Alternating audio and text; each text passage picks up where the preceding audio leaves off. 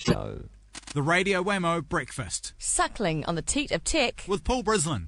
Yeah, let's talk with Paul, our high-tech correspondent. Hello to you, Paul. Good morning, how are you? Very well indeed. How's your high-tech week been going? It's been very high-tech, I have to say. Why is that? What have you been playing with? Working remotely currently, so that's perhaps the best part of being high-tech, isn't it? Don't have to be in the office on a cold, cold day. They say, I don't know if it's going to apply to New Zealand, but in the States, I think by 2015, the majority of the workforce will be telecommuting. I still find it hard to believe. That very hard to believe. I telecommuted for years and years and years, worked from home when my daughter was first born. So it was fantastic, and I loved every minute of it, and I was the only one in the office, and they hated every minute of it, because you somehow lose control, don't you?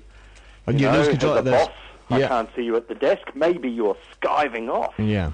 But I loved it. It was fantastic. Yeah. And if you can, I highly recommend doing it. Yeah. I suppose a lot of journalists effectively are telecommuters. A lot of the time they don't have to be in the newsroom themselves. Yeah. In fact, you should never have journalists in the newsroom. You should always have them out in the field talking to people, gathering, what's that word? News. Oh, that's right, yes. Now, talking about news... for a long time, news outlets have been trying to figure out how to make money and how to make sense of this online realm, and that's right. They're not so happy to be giving away their news for free. No. The Times, though, have now gone behind what's called a paywall. The paywall, dum. Yes, so this is the big issue for all of newspapers. Hey, let's invest hundreds of millions of dollars building hardware and servers and producing a beautiful web version of our publication, and then give it away for free. And as a business model, that doesn't really stack up. So they've been struggling for a long time.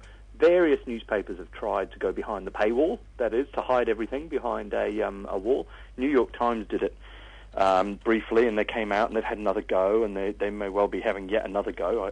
I've stopped reading it. So that's one consequence. But the Times of the UK has just moved everything in behind the paywall.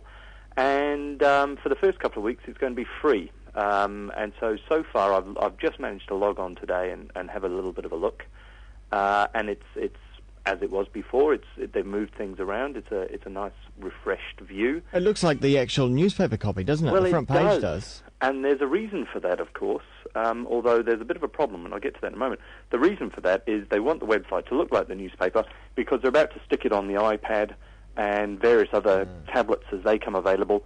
And the first time in my life, I can't believe I'm saying this, but I actually agree with Rupert Murdoch, the iPad could very well be the saving grace of the newspaper industry. Tell you what, though, just staying with the design aesthetics of the Times, it looks to me like it's The Guardian. It does look very much like The Guardian, doesn't it? Just with a fancier masthead at the top. Yeah. It's very clean, very crisp, bright, vivid colours. We've got purples and greens and the little orange tabs as well. The further down the page you go, the more it looks like The Guardian online. It really, and that's probably not a bad model, because the Guardian's worked quite well because it is so crisp and clean and so easy to read stuff. Yeah. But all of this seems to be based on Flash, and I've only just started poking around. But there are lots of little rollovers and pop-ups and pop-unders. There's no advertising to speak of, so I'm sure that will be to come. But if it is Flash-based, that's not really going to sit terribly well with the iPad. And it's crashed. Oh, there you go. Oh, no. With two of us using it. Oh, what's it doing? Okay, I've gone to click through to the art section, and then it's gone, welcome to our new site. For a free preview, please log in or register. Yes. So you were clicking on the story about Sebastian Horsley being found dead, weren't you? Because that's what I was doing. And it does. Then you have to register. But it's all based on Flash. So on your iPad, it's not going to view at all, which might actually be a little bit of somebody might want to have a word with Rupert about that. They'll have an app, though, won't they? So it'll be... I would hope they would. Yeah. Yes, yeah. But this is the new approach, is to make things more friendly for the iPad, so that you can actually read what looks like the newspaper rather than a website.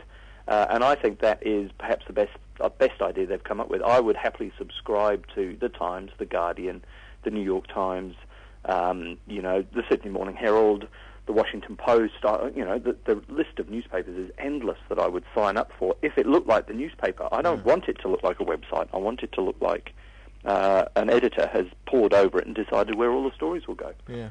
And that's quite appealing. Of course, here in New Zealand, we've already got somebody behind the paywall. We've got National Business Review, and traditionally it's always been the business papers that have done it, because business papers are generally read by business people who generally make the boss pay for the subscription. So they're quite happy to sign up, and they seem to be doing quite well with it. Okay, well, so that's journalists attempting to get paid. What about the amateur journalist or even the amateur photographer? That's right. This is even better news. Flickr, which is the source of all things photographic these days. If you want to take some photos, you want to share it with everybody, stick it on Flickr. You can lock it down.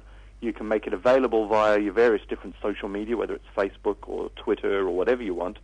And it's a fantastic repository for photos. So Flickr, which has 40 million registered users, has just signed a deal with Getty Images. Now, Getty are the image archive of choice for most newspapers and magazines around the world. And you'll often find newspaper editors and photo editors poring over the Getty libraries looking for just the right photo to illustrate any particular story. Well, they've signed a deal. Those photos from Flickr will now be available to Getty, and presumably, hopefully, if somebody picks your photo, you'll get paid anywhere from $150 to about $240. So that's the industry standard. I'm sure that will change, of course, when you've got 40 million users flooding Getty with photos. There'll be some editorial issues, of course, to consider, but it's a fantastic opportunity if you are a photographer to get your photos in front of some of the world's biggest photo users. Yeah, and particularly even I would say in a place like New Zealand, where a lot of these overseas newspapers don't have journalists stationed here. There really exactly. isn't an opportunity. Huge opportunity.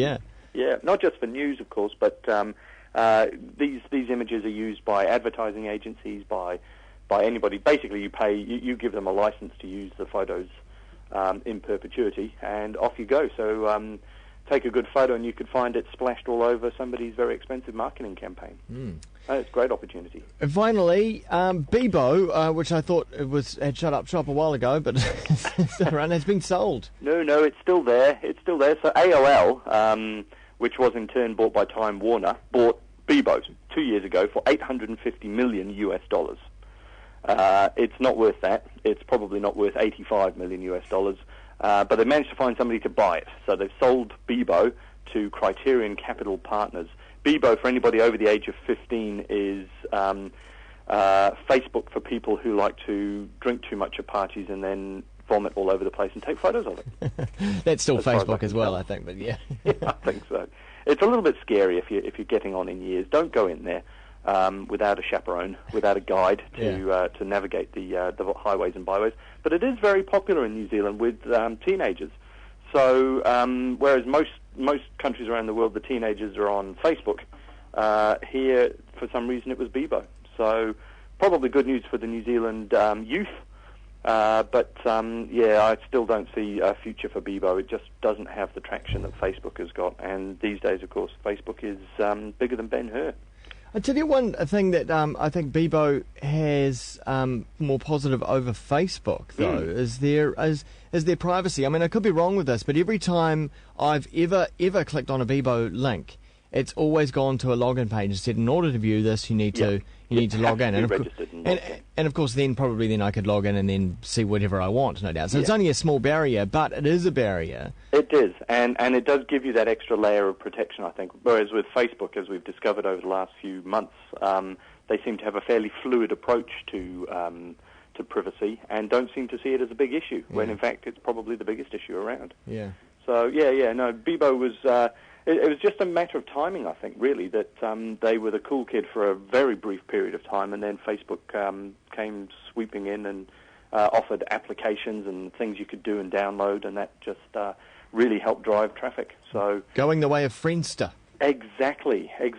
You know, the social media landscape is littered with these companies that have popped up and disappeared, and people have made an awful lot of money out of it on the way. I mean, the founder of Bebo made off with $300 million in the deal. So, yeah, more power to him, I say.